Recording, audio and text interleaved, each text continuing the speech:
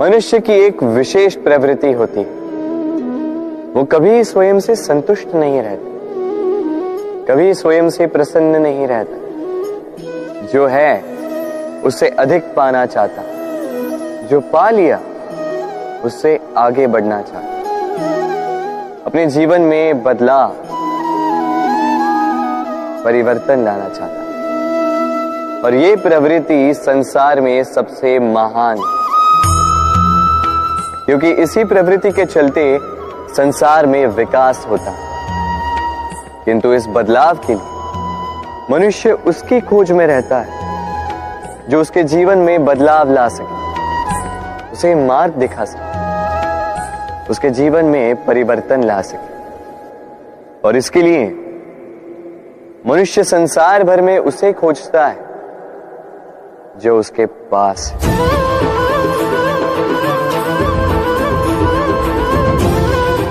बताइए कौन?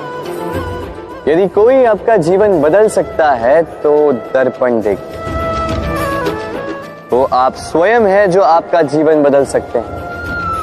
वो आप स्वयं है जो स्वयं को मार्ग दिखा सकते हैं, जीवन में बदलाव ला सकते हैं, परिवर्तन ला सकते हैं। इसलिए पहचानिए अपनी भीतर की शक्ति को और विश्वास कीजिए कि इस संसार में आपसे अधिक शक्तिशाली और कोई नहीं।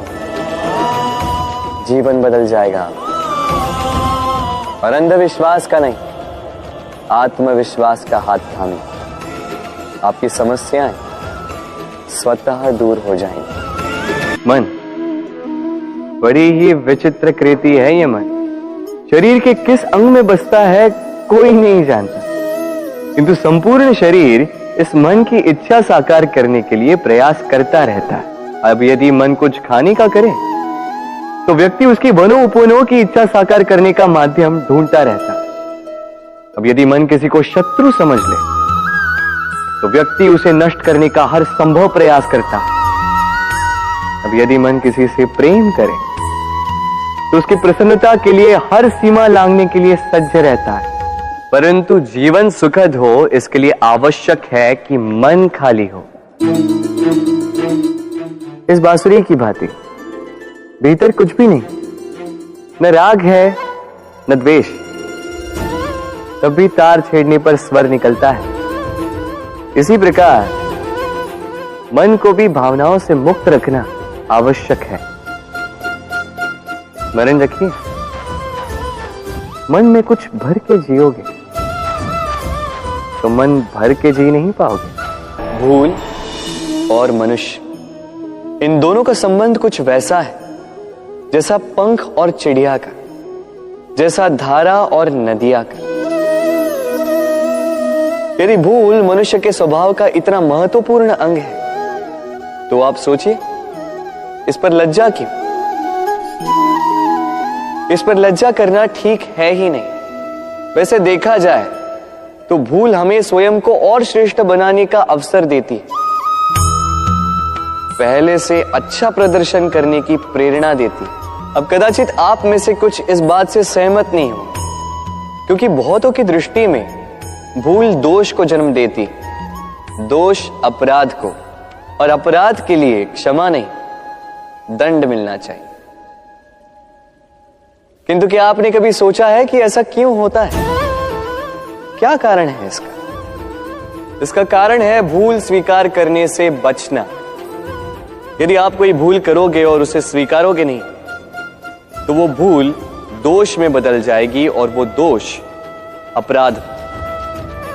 तो साहस रखिए, अपनी भूल को स्वीकार करना अपनी भूल को सुधारने की दिशा में सबसे पहला कदम होता है। और स्मरण रखिएगा, यदि कुछ अपराध है तो वो है समय पे अपनी भूल ना स्वीकार। हमारा शरीर प्रकृति की सर्वोत्तम रचना है। जो अंग, जो तत्व हमें मिले उन सब का अपना अपना एक संदेश है। दो आंखें दी हैं देखने के लिए, दो कान दिए हैं सुनने के लिए, नथुने भी दो हाथ दिए हैं दोहरा परिश्रम करने के लिए, किंतु जीव केवल एक। उस पर भी नुकीले बलिष्ठ दांत दिए उनकी रक्षा के लिए। कभी सोचा है क्यों?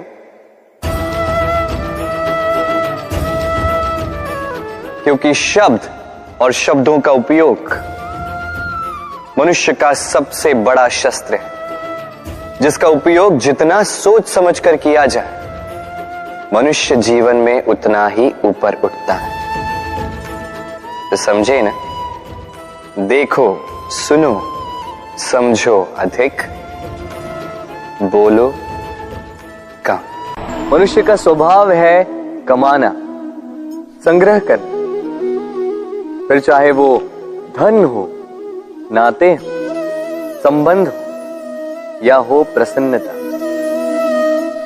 परंतु क्या आपने कभी सोचा है नियति ने यह संग्रह करने की प्रकृति मनुष्य में क्यों डाली?